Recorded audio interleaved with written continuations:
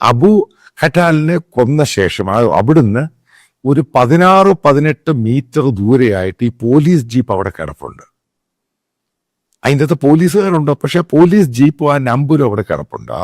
അവിടുത്തെ ലോക്കൽ പോലീസിലെ ആൾക്കാർക്ക് അറിയാവുന്ന ഈ ബൈക്കേൽ വന്ന പല ആൾക്കാരും, അതിനകത്ത് ബൈക്ക് ഓടിച്ചവരെല്ലാം അതിൻ്റെ പുറകിലിരുന്ന പല ആൾക്കാരും ഈ ജീപ്പിനകത്താണ് കയറിയിട്ടാണ് പിന്നെ മറ്റൊരു ഭാഗത്തോട്ട് പോകുന്നത്. പിന്നീട് അവരെ പറ്റി യാതൊരു പിടിയില്ല. ഇതാണ് രസകരമായ ഓപ്പറേഷന്റെ അവസാന ചിത്രം എന്ന് പറയുന്നത്. അതായത് പാകിസ്ഥാൻ പോലീസിനകത്തും പട്ടാളത്തിനകത്തും ഇന്ത്യൻ ഏജൻസ് കയറി.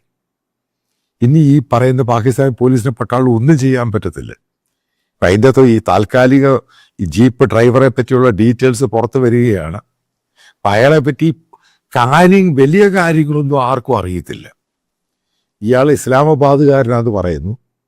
ഇയാളുടെ ഫാമിലി ഹിസ്റ്ററി നോക്കിക്കഴിയുമ്പോൾ അങ്ങനൊരു, അതായത് ഇയാൾ ഈ പറയുന്ന സംഭവങ്ങളൊന്നും ആ വീടുമായിട്ട് ബന്ധമില്ല. പിന്നെ ഇയാൾ ആരാണ്?